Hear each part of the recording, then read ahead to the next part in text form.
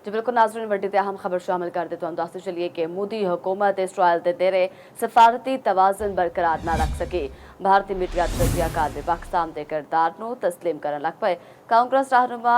राशिद अल्वी ने आख्या जो पाकिस्तान ने कर विखाया वो इंडिया नूं करना चाहिए सी। साबिक सैकटरी खारजा नुपेमा राव ने आख्या है कि पाकिस्तान की सफारती अहमियत नूं घट नहीं किया जा सकता। भारतीय तजियाकार अशोक सोयन ने आख्या कि मोदी पाकिस्तान नूं आलमी सतह उत्ते तनहा करना चाहता सी पर आप ही तन्हा हो गया, कला हो गया। ये जंगबंदी ईरान की फतह ते पाकिस्तान की रही बायसे एजाज है। भारतीय सहाफ़ी अंजना शंकर ने आख्या है कि इस्लामाबाद की 2 हफ्ते की जंगबंदी कराने विच कामयाबी बहुत वड्डा कारनामा है। इस हवाले नाल तफसीलात जान लैने सानू टेलीफोन लाइन तो ज्वाइन किया सीनियर तजियाकार एंकर पर्सन शाहिद सकलैन ने। जी शाहिद दसो, भारत ਦੀਆਂ चीकां निकलन लग पईयां ने, भारत ਨੂੰ ਇੱਕ ਵੱਡੀ ਨਾਕਾਮੀ ਦਾ ਸਾਹਮਣਾ ਕਰਨਾ ਪੈ ਰਿਹਾ ਹੈ। ਮੋਦੀ ਸਰਕਾਰ ਆਪਣੇ ਹੀ ਭਾਰਤੀਆਂ ਦੇ ਹੱਥੋਂ ਜ਼ਲੀਲ ਹੋ ਰਹੇ ਨੇ, ਕੀ ਕਹੋਗੇ?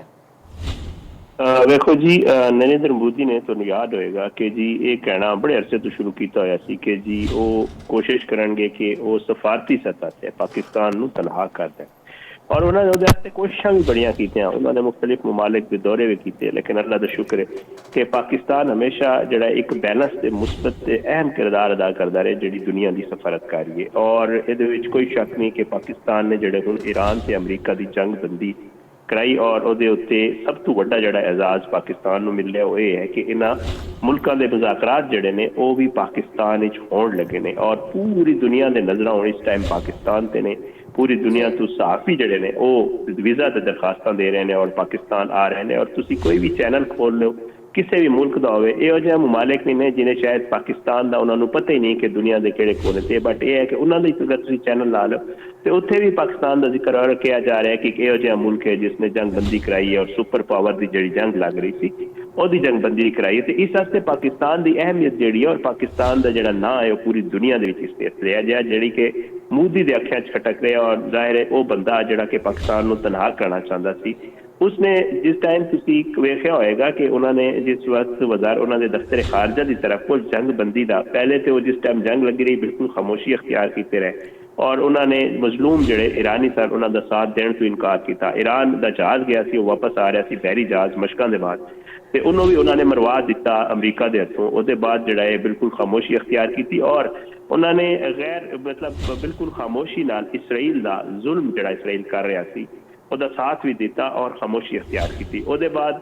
पूरी दुनिया ने वेखा कि पाकिस्तान ने मुस्बत किरदार अदा किया, पाकिस्तान जंगबंदी दी कोशिशां करता रहा। मुख्तलिफ औकात पाकिस्तान ने इंटरनेशनल फोरम्स से भी यह गल की कि जी जंग नहीं होनी चाहिए, ये कई जाना जोड़ा है वह जान गया और मासूम लोग ये शहीद होंगे तो बट जोड़ा मोदी सी ओदी कोशिश रही कि खिते नूं जोड़ा है वह अग वाले पासे जोड़ा ले जाया जा रही सी वो भड़काने की कोशिश करता रहा ना कि उस आग नूं ठंडा करने की। हुण जिहड़ा है आलमी सतह दे उत्ते पाकिस्तान के किरदार की जिहड़ी लोग जिहड़ा तारीफ कर रहे हैं तो मोदी नूं जिहड़ा अग लगी हुई है। कल तो तुसीं परसों तो वेख्या होगा जिस वक्त ये सारा कुछ होया है उन्होंने जिहड़ा गोदी मीडिया है जिहड़ा कि मोदी का माउथ पीस बनया जिहड़ा कि हमेशा तो जिहड़ा है मोदी दे जो गलत जिहड़े गल्लां ने उन्होंने छुपाता रहता है और जिहड़े उन्होंने नेकियां बयाना बना के बयान करता रहता वो जोड़ा है वह भी परेशान होया है कि हुण की करिए। और हुण कुछ नज़र आ रहे हैं कि कुछ लोग जोड़े उत्थे कोई बेहतर गल करने वाले ने जिन्हें तुसीं आपो ही जिक्र कर रहे हो अशोक स्वाइन साहब ने जो एक दो और जोड़ा है उत्थे सहाफ़ी ने जिहड़े कि सच लिखते हैं पहले भी लिख रहे सन हुण भी लिख रहे हैं वो ये कह रहे हैं कि जी मोदी जोड़ा है हुण खसियानी बिल्ली खंबा नोचे वाला उसका मामला हो गया है। उन्होंने समझ नहीं आ रही कि किहड़े पासे जावे क्योंकि हुण पिछे कोई मुल्क बचते नहीं गया जोड़ा मोदी के नाल जोड़ा है वो कोई गलबात करे या जोड़ा मोदी नूं बेहतर करे। सारे ये कह रहे हैं थू थू कर रहे हैं सारे कि जी वेखो जी के किरदार अदा किया इन्होंने तो कोई गलबात। फिर उन्होंने जो दफ्तर खारजा ने उन्होंने एक एलामिया जारी किया वो भी उन्होंने पाकिस्तान का जिक्र नहीं किया क्योंकि जोड़ा है उन्होंने शर्म आ रही थी। उन्होंने ये लग रहा थी कि पाकिस्तान का जिक्र करिए तो पूरी दुनिया से तारीफ कर रही है सानू तारीफ करनी पै रही। फिर हुण वो रह के उन्होंने मीडिया से बह के कुछ लोग और कांग्रेस बकायदा तुसीं वेख्या होएगा कि उन्होंने जिहड़ी जमात है अपोजिशन दी हुण उहदे भी जिहड़े लोग ने वो भी कहण पै गए ने कि जी पाकिस्तान बेहतरीन किरदार अदा किया और मोदी ने जोड़ा है वो पूरी दुनिया दे विच भारत नूं जिन्होंने अखंड भारत कहता सी जिन्होंने जोड़ा है वो शाइनिंग इंडिया कहता सी उन्होंने एक पासे ला दिता बिल्कुल तनहा कर दिता और दुनिया उन्हें कह पै गई है कि जी ये जिहा मुल्क है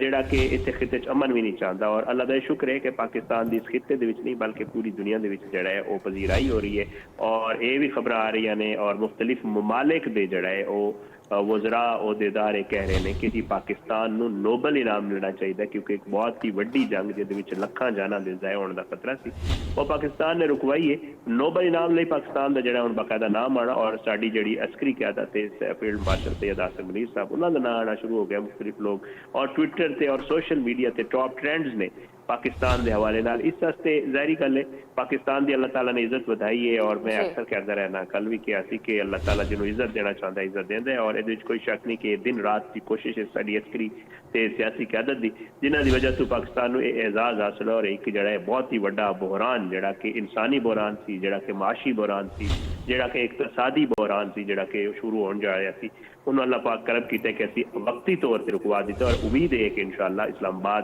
इस्लामाबाद पूरी दुनिया का निगाहां का मरकज़ है। इस्लामाबाद जिहड़े मुज़ाकरात हो रहे हैं इंशाअल्लाह अज तो मेहमान आना शुरू हो जाएंगे असीं भी इस्लामाबाद ही हाँ ਤੁਹਾਨੂੰ ਜਿਹੜੇ ਇਨਸ਼ਾਅੱਲਾ ਦੱਸਦੇ ਰਵਾਂਗੇ ਕਿ ਪੂਰੀ ਦੁਨੀਆ ਦੇ ਨਜ਼ਰ ਇਸ ਤੇ ਔਰ ਉਮੀਦ ਹੈ ਕਿ ਇਨਸ਼ਾਅੱਲਾ ਜਿਹੜੇ ਆਰਜ਼ੀ ਜੰਗ ਦੀ ਹੋਈ ਹੈ ਇਹ ਮੁਸਤਕਿਲ ਜੰਗ ਬੰਦੀ ਹੋਏਗੀ ਇਨਸ਼ਾਅੱਲਾ ਜ਼ਰੂਰ ਮਸਬਤ ਨਤਾਇਜ ਮੁਰਤਬ ਹੋਣਗੇ। ਜੀ ਬਿਲਕੁਲ ਸ਼ਾਇਦ ਸਕਲਨ ਸਾਹਿਬ ਸਾਨੂੰ ਤਫਸੀਲਾਤ ਆਗਾਹ ਕਰ ਰਹੇ ਸੀ ਤੁਹਾਡਾ ਬਹੁਤ ਸ਼ੁਕਰੀਆ। ਆਪਣੇ ਨਾਜ਼ਰੀਨ ਦੱਸੋ ਚਲੀਏ ਕਿ ਜਨਾਬ ਮੋਦੀ ਪਾਕਿਸਤਾਨ ਨੂੰ ਤਨਹਾ ਕਰਨਾ ਚਾਹੁੰਦਾ ਸੀ ਪਰ ਆਪ ਹੀ ਤਨਹਾ ਹੋ ਗਿਆ।